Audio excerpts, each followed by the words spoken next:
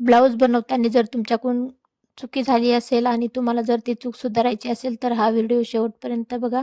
कारण ह्या व्हिडिओमध्ये मी तुम्हाला सांगणार आहे की माझ्याकडून ब्लाऊजमध्ये काय चूक झाली होती आणि कशा पद्धतीनं मी ते ब्लाऊज व्यवस्थित केलेलं आहे. तर बघा, हे जे ब्लाऊज आहे ना, ह्याच्यामध्ये खरं तर चूक झाली होती. पहिलं जे आहे ते आता मेजरमेंटसाठी मी घेतलेलं आहे येलो कलरचं. तर याच्यामध्ये काय चुकी झाली होती आणि कशा पद्धतीनं मी ती व्यवस्थित केली तेच मी तुम्हाला पुढे व्हिडिओमध्ये सांगणार आहे. तर व्हिडिओला शेवटपर्यंत बघा, चॅनल सबस्क्राईब करा आणि व्हिडिओला जास्तीत जास्त शेअर करा, जेणेकरून जर कुणाकडून अशा पद्धतीची चूक झाली असेल तर हा व्हिडिओ बघून ते त्यांची चूक सुधारू शकतील. तर सगळ्यात अगोदर या ठिकाणी आता ब्लाऊज जे आहे ते इथं खोलून घ्यायचं आहे. तर ब्लाऊज खोलून घेताना आता इथं काळजी घ्यायची, ब्लाऊजला कुठेही फाटू द्यायचं नाही. खूप काळजीपूर्वक इथं खोलून घ्यायचं.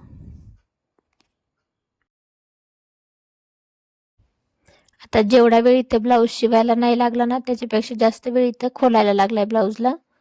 पण आता चूक झाली म्हणल्यावर ती आपल्याला सुधारावं तर लागणारच आहे. त्याच्यामुळे मी आता इथं अगोदर हे ब्लाऊज व्यवस्थित असं खोलून घेते.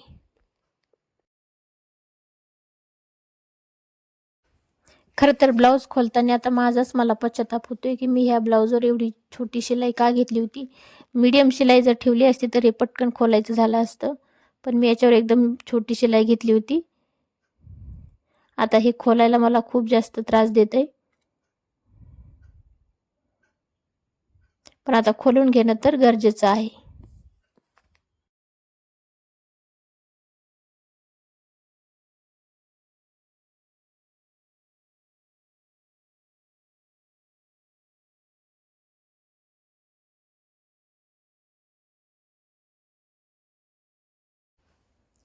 तर बघा, आता या ठिकाणी मी पायपिंगची जी पट्टी आहे ना पूर्ण जोडलेली, पूर्ण या ठिकाणी उसवून घेतली आहे, म्हणजे पूर्ण या ठिकाणी खोलली मी तिला आता.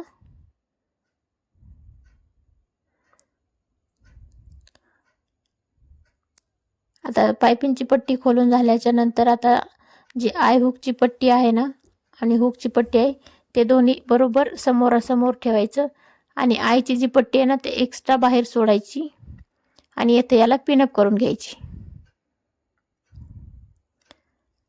तर बघा, आता टेन्शनमध्ये मी याच्यामध्ये पिनअप करताना उलटीच पिनअप खुसती आणि इकडच्या हातात मी हातात घुसवून घेतली. आता खालच्या 2 पिनअप केल्याच्या नंतर शोल्डरला 1 पिनअप या ठिकाणी करून घ्यायची.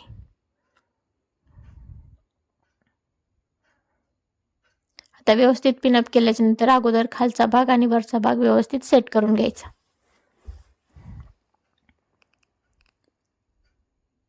सेट केल्याच्या नंतर जे मेजरमेंटचा ब्लाऊज आहे ना तेच ब्लाऊज या ठिकाणी घ्यायचं आहे आणि खालच्या साईडपासून वरच्या साईडला गळ्याला एक इथं मार्किंग करून घ्यायची. मार्किंग करून झाल्याच्या नंतर या गळ्याला पूर्ण गोलाकार राऊंड देऊन घ्यायचा. आता तुमच्या लक्षात आलंच असेल की याच्यामध्ये काय चुकी झाली होती ती. तर हो, अगदी बरोबर. याचा गळा जो आहे ना तो अगोदर छोटा बनवला होता, पण तो खूप जास्त अनकम्फर्टेबल वाटत होता, म्हणून याचा आता मी इथं वाढवून घेते. आता मार्किंग केल्याच्या नंतर जे मेजरमेंटचं ब्लाऊज आहे ते शोल्डरपासून तर जिथपर्यंत मार्किंग केली ना तिथपर्यंत व्यवस्थित ते असं मोजून घ्यायचं, म्हणजे पुन्हा कमी जास्त होणार नाही. तर हे अगदी परफेक्ट असं आहे. आता कट करायच्या अगोदर आधी कपडा खालचा आणि वरचा व्यवस्थित सेट करून घ्यायचा आणि नंतरच कट करायचं. तर आता इथं खूप जास्त जाड झाला ना कपडा, म्हणून मी अगोदर वरची बाजू जी आहे ती कट करते आणि वरची बाजू कट करून झाल्याच्या नंतर खालच्या साईडची जी गळ्याची बाजू आहे ती इथं कटिंग करून घेते. व्यवस्थित असं दोन्ही साईडचा गळा कट झाल्याच्या नंतर याचे पिनअप ज्या केल्या त्या रिमूव्ह करून घ्यायच्या आणि आता याच पद्धतीने बॅकचा गळा पण आपल्याला इथं कटिंग करायचं आहे. तर आता इथं शिलाई मार्जिन पासून तर सेंटरपर्यंत इथं जोडून घ्यायचं व्यवस्थित आणि पिनअप करून घ्यायची. पिनअप करताना आता या ठिकाणी शोल्डरला पण व्यवस्थित आधी मॅच करायचं आणि पिनअप करायची, जेणेकरून बॅकचा जो गळा आहे तो कटिंग करताना मागे पुढे होणार नाही आणि कमी जास्त होणार नाही. तर व्यवस्थित आधी सेट करायचं आणि नंतरच याला व्यवस्थित पिन करून घ्यायची.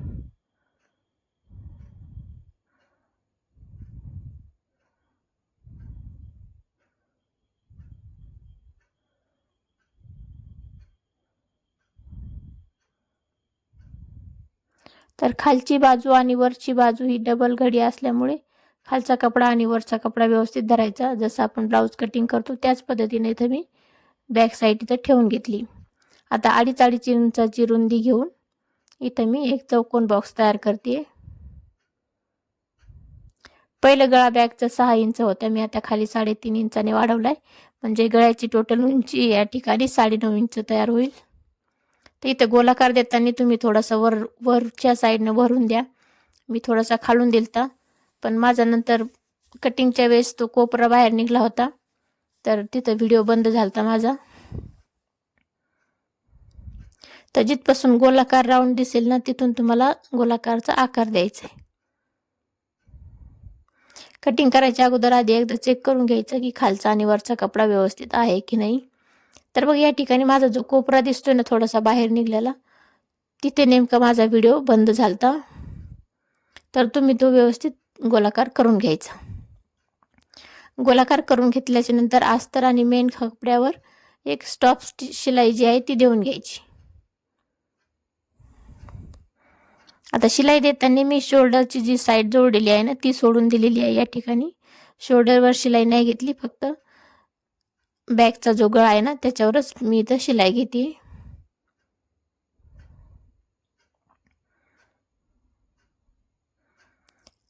शिलाई देताना हाताने फिनिशिंग द्यायची आणि नंतरच याच्यावर शिलाई घ्यायची.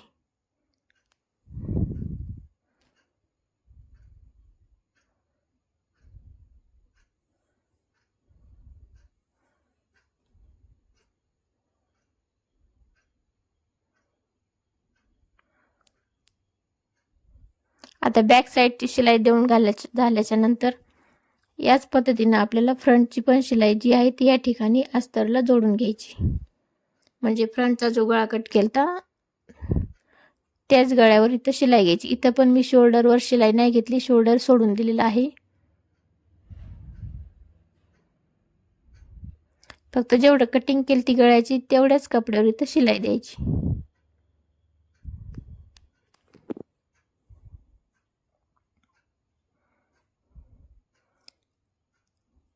आता याच पद्धतीने दुसऱ्या साईडच्या फ्रंटला पण शिलाई मारून घ्यायची.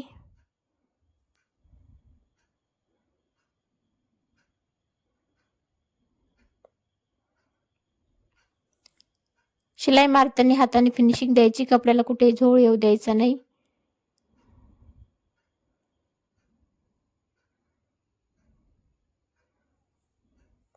तर बघा मी आता इथं पूर्ण शिलाई मारून घेतल्याच्या नंतर इथं ब्लाऊजचा गळा जो आहे तो पूर्णपणे इथं मेजर करून घेते, जेणेकरून पुन्हा कमी जास्त होणार नाही आणि परत त्याला कुटाणा करायची किंवा कमी जास्त करायची गरज पडणार नाही. तर बघा अगदी परफेक्ट असा इथं गळा जो आहे तो मॅच होतोय. म्हणजे आता जे मेजरमेंटचं ब्लाऊज आहे आणि हे जे तयार ब्लाऊज होतंय त्याचा गळा अगदी परफेक्ट आहे. आता मी इथं दुसरी कपड्याची पट्टी जी आहे ती तयार करून घेतली. ती डबल फोल्ड करून घेतली मी या ठिकाणी. तिचं मार्जिन आहे 0.75 आणि आता जोडताना 0.25 जेवढं मार्जिन घ्यायचं आणि पट्टी जी आहे ती जोडून घ्यायची. तर पट्टीची जी बंद बाजू आहे ती बाहेरच्या साईडने आणि जी ओपन बाजू आहे डबल फोल्डची शिलाईची ती शिलाईच्या मार्जिनच्या साईडनं ठेवली मी, जेणेकरून पायपिंग करताना ती मध्ये दबल्या जाते आणि धागे दोरे निघत नाहीत.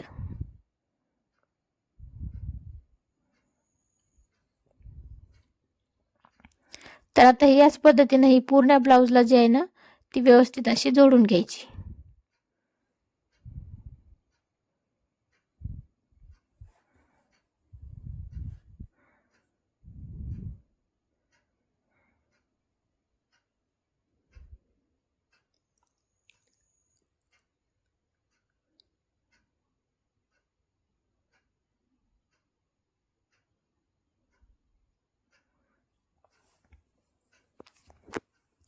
आता दुसऱ्या साईडच्या कॉर्नरवर आल्यानंतर एक्स्ट्रा पट्टी कट करायची 1 इंचाचं मार्जिन ठेवून आणि उरलेलं जे मार्जिन आहे ते आतल्या साईडने व्यवस्थित असं फोल्ड करून घ्यायचं.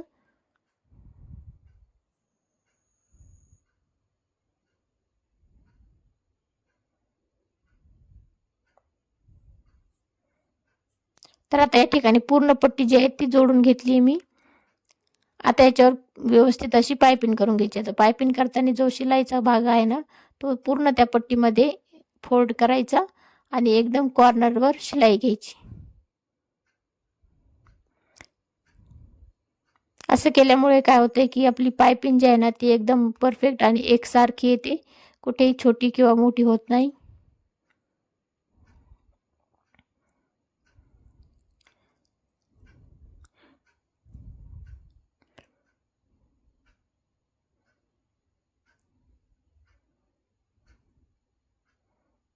तर अगदी थोडा थोडा कपडा घेऊन पायपिंग जी आहे ती व्यवस्थित इथं करून घ्यायची.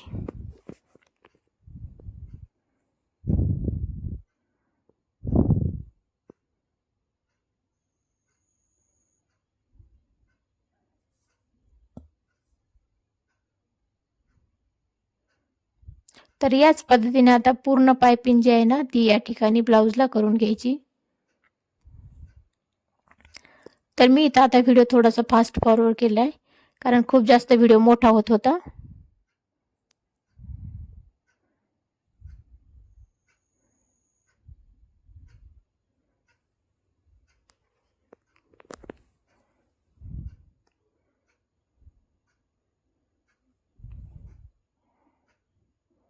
तर या ठिकाणी मी आता ही पूर्ण पायपिंग जी आहे ती याला व्यवस्थित अशी करून घेतलेली आहे.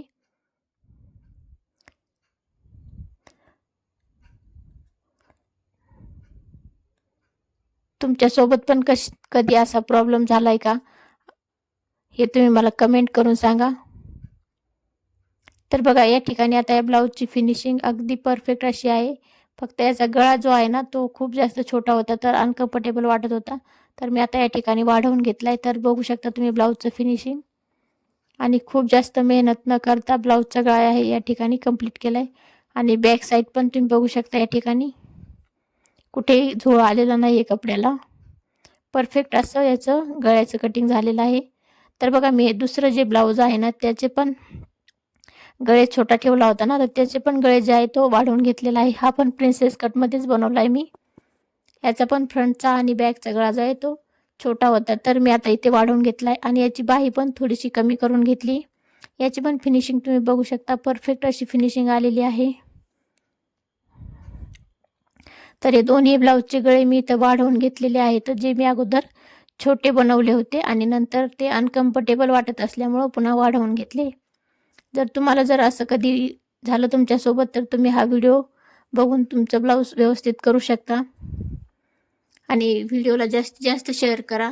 चॅनलला सबस्क्राईब केलं नसेल तर आत्ताच सबस्क्राईब करा, व्हिडिओला लाईक करा. आणि तुम्हाला हा व्हिडिओ कसा वाटला हे कमेंट करून सांगा. व्हिडिओला पूर्ण बघितल्याबद्दल तुमचे मनापासून धन्यवाद.